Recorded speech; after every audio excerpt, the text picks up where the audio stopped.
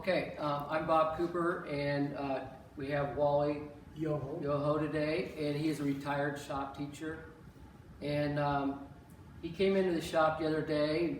Woodsmith sent him here to cut some boards, and so we did that, and then we started talking, and one thing led to another, and he's here today to talk about his career as a shop teacher and whatnot.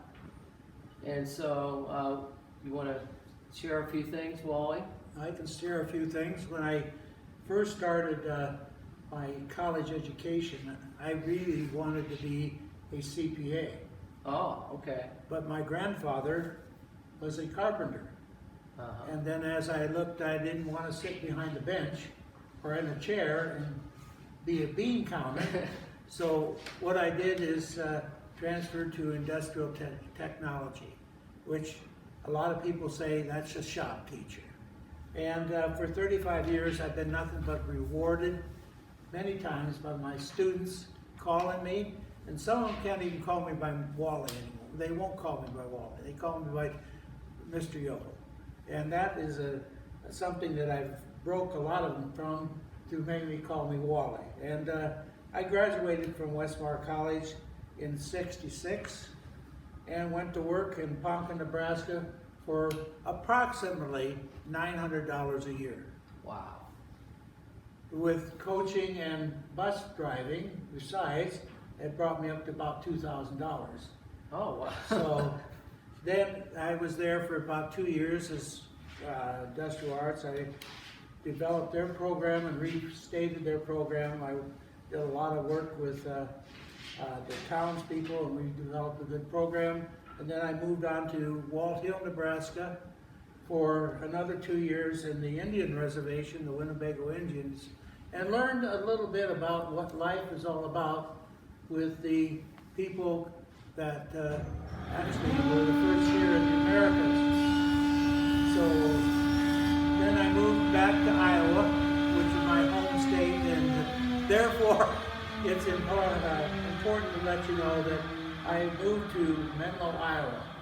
Okay. And when I went there, there was nothing really for industrial arts. I developed that program, and they hired me for my football coaching, but I developed their program. I taught woodworking, drafting, and wiring, and so on. But then I moved to Grand Junction, where, again, I worked in the industrial arts program, and they actually taught auto mechanics. Oh, okay. And so I'm a teacher that's sort of done everything in the industrial arts programs. After that, I moved to Boone, Iowa for 25 years. This was the most rewarding move. In fact, when I interviewed for the program, I didn't think I would be able to handle or be even asked to come, but I was.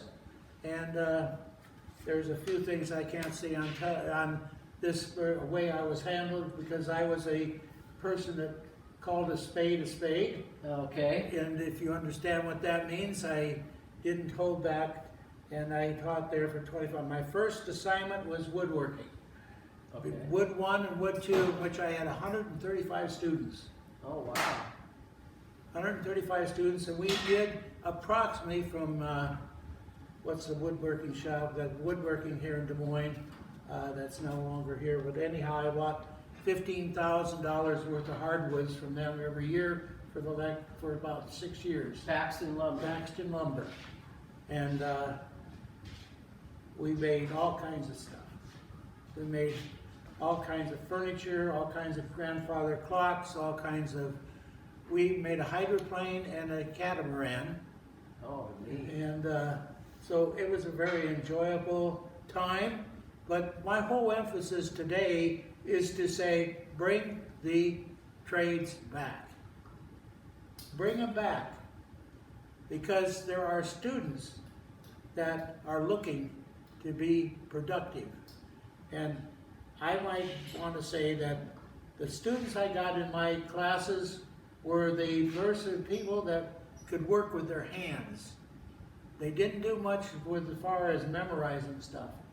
And they developed things that you can't believe. I took projects all over the state of Iowa, and competed in all kinds of competitions and so on, and brought home a lot of blue ribbons.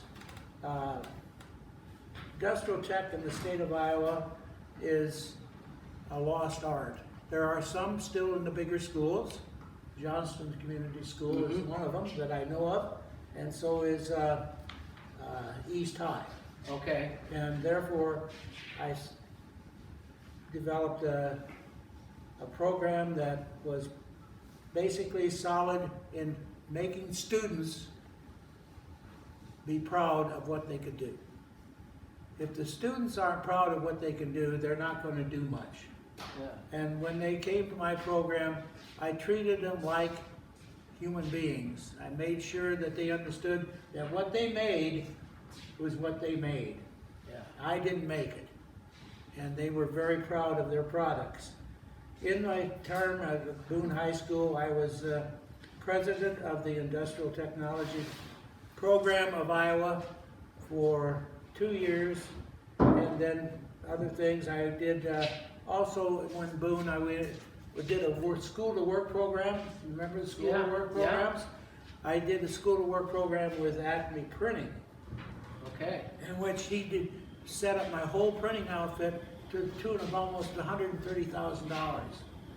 In my shop, and we put together all kinds of programs as far as teaching the art of printing, and therefore I was very proud of my students, and some of these students that I will mention are still in the printing industry, and I'm sure there's more than that because I haven't kept track of them.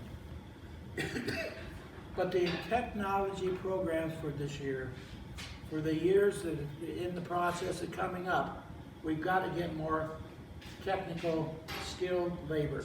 Yes. I think in talking to people that I know very well, they cannot find the skilled labor. And therefore, I would say that some of the things that made me more happy than anything else was when students write me letters saying, well, I guess the world is tougher than what I thought it was. You know, and they thank me for that. So one person I'm very proud of in the Des Moines area is Dreamscape Homes, put together by Ryan Roberts and T.J. Clemens. So I don't know what else to say other than they've been very productive and being the home show for the last 3 years, the most one, and Brian Cupp, who is a IT van specialist in Kimberly Press. Whenever I want my computer to work, I call him. Okay. And then he answers the phone. He sees who's on the phone. He says, "Okay, Wally, what do you need now?" So it's a very, I don't know. And then I just happened to meet this recently, and then I meet with him once a month, is Nate Booth. Okay. He is the pilot for Come and Go. He travels with, he was the pilot for their plane that goes all over the world. And that was interesting. So, and then my two sons naturally are important to me because they took my classes. Wally Yoho as a specified systems here in Ankeny, Iowa. And David Yoho, who is the co-owner of the materials that go in your hips and knees and so on, and he is in Chicago. But Bob, I want to say one thing. Okay. You are probably an example of what you can do when you come on your own and you work for yourself for 40-some years. I'm proud of it. I'm proud of you because you're putting my kids to work, or you maybe hired some of the people that actually knew they wanted to be a woodworker. So anyhow, Bob, I want to say thank you for this opportunity to be on this type of program or whatever it's going to be, and I'm very proud of being a technology educator for 35 years. Well, that's wonderful. So I don't know, Bob, if you got any other questions you can ask, I'll be Yeah. glad to answer them. He actually has a lot of different things back here. Teacher of the Year, International Program of the Year. So here are some of his things and awards. And He got to come forward. Tip them towards the camera. okay, Turn him up so you can see. yeah. Anyhow, it's been a privilege. I want to talk to you a little bit about what maybe I can help you with. Being I get back in the fall from my summer vacation. Well, I think you should be a spokesman. So, you know, I am doing a Christmas program, a Christmas project for my kids. Oh, yeah. That's gonna be trays that I'll have put together and Those are the ones I was planning now. yeah. So, anyhow, I wanna say thank you. But the main thing I wanna get across today is skilled labor is needed. Our industrial programs need to come back. Yeah. They need to come back 100%, and that's all I've got to say. Well, that's